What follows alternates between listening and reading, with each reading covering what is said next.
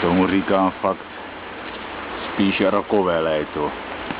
A rachotílí, věčně slejváky, každý den nějaká ta božka. A samá voda.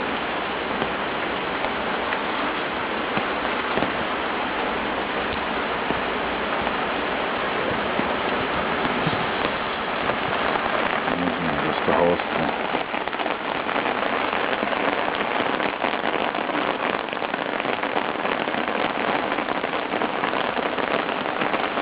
Chvilku počkám teda.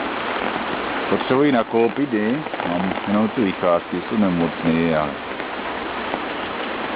co by spí odstonal. Zatím slejváky. A rachotila svině a už je ticho. Škoda. A, teďka se blízko. Jo. To je ono. Barák na Kopečné 9 se bourá kompletně.